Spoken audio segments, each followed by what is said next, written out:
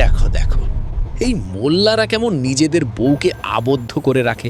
যুগটা কোন যুগে এসেছে আর এরা পড়ে আছে কোন যুগে। এদের বউরা তো রোবটের মতো। আপনি আপনার স্ত্রীকে আপনার পকেটের টাকার চেয়েও কম মূল্যবান মনে করেন।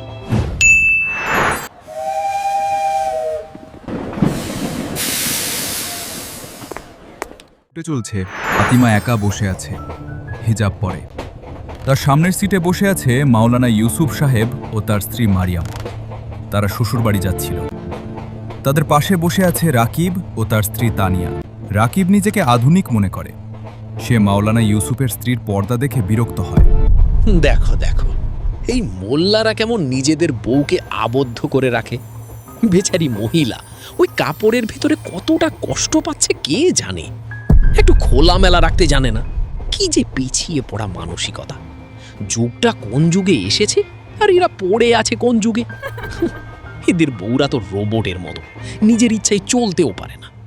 মোল্লা সাহেবদের কাছে বউ মানে একটা বন্দী। মাওলানা ইউসুফ শান্তভাবে কিতাব পড়ছিলেন। কথাগুলো তার কানে গেল। ফাতিমা পাশের সিট থেকে সব শুনতে পারে। ইউসুফ বই বন্ধ করে দাঁড়ালেন এবং বলেন, ভাই, আসসালামু আলাইকুম। ভাই, একটা কথা জিজ্ঞেস করি, আপনার এই ব্যাগটায় কি আছে? আর কেন জিজ্ঞেস করছেন? ব্যাগে আমার গোপন জিনিসপত্র আছে, টাকা পয়সা আছে। আচ্ছা, সেগুলো ব্যাগের ভিতরে কেন রেখেছেন? বাইরে রাখলেন না কেন? কি আবার অদ্ভুত প্রশ্ন। লুকিয়ে রেখেছি, সেভ করে রেখেছি। সবার সামনে টাকা পয়সা বের করে রাখলে চুরি হয়ে যাবে না? ভাই, আপনি ঠিকই বলেছেন। মূল্যবান জিনিস লুকিয়ে রাখতে হয়, সেভ করে রাখতে হয়। আর আমিও ঠিক তাই করেছি। আমিও আমার স্ত্রীকে এভাবেই যত্ন করে রেখেছি, যেন অপরিচিত কেউ না দেখে। কারণ আমার কাছে আমার স্ত্রী খুব মূল্যবান। আপনার পকেটের টাকার চেয়েও কোটি গুণ বেশি মূল্যবান। আর আপনি আপনি আপনার স্ত্রীকে আপনার পকেটের টাকার চেয়েও কম মূল্যবান মনে করেন। রাকিব চুপ করে তাকিয়ে আছে। পুরো কামরা নিশ্চুপ। রাকিবের মুখ লাল হয়ে যাচ্ছে। টাকা পয়সা অতি যত্নে, অতি গোপনে ব্যাগের ভেতরে সেভ করে রেখেছেন, কিন্তু আপনার স্ত্রীকে, তাকে জনসম্মুখে খোলামেলা রেখেছেন। ভাই, আমরা আমাদের স্ত্রীদের খুব ভালোবাসি বলেই অন্যের কুদৃষ্টি থেকে তাদের সেভ করে রাখি। এটা বন্দি করা না ভাই, এটা সম্মান দেওয়া। যেমন আপনি আপনার টাকাকে ব্যাগে রেখে বন্দি করেননি, সেভ করেছেন, তেমনি আমরাও আমাদের স্ত্রীদের বন্দি করিনি, সেভ করেছি, তাদের সম্মান রক্ষা করেছি। রাকিব তার স্ত্রীর দিকে তাকায়, তারপর আবার মাওলানা ইউসুফের দিকে তাকায়। হুজুর, আমি আমি দুঃখিত। আমি আসলে কখনো এভাবে ভাবিনি। কোনো সমস্যা নেই ভাই, ভুল তো মানুষেরই হয়। আল্লাহ আমাদের সবাইকে হেদায়েত দিন। ফাতিমা পুরো কথোপকথন শুনেছে। তার চোখে পানি ছলছল করছে।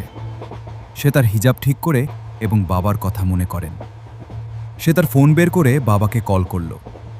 বাবা, আমি পৌঁছে গেছি। বাবা, তোমাকে একটা কথা বলতে চাই।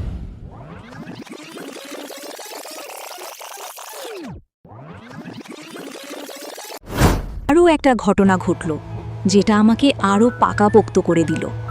বাবা, আমি ওয়াদা করছি, আমি সারা জীবন হিজাব রাখব। আলহামদুলিল্লাহ, আলহামদুলিল্লাহ। এটা আমার বন্দিত্ব না, এটা আমার সম্মান, আমার সুরক্ষা, আমার সৌন্দর্য। তুমি যে তোমার ভুল বুঝতে পেরেছো, এটাই আমার জন্য অনেক। হিজাব কোনো বন্দিত্ব নয়।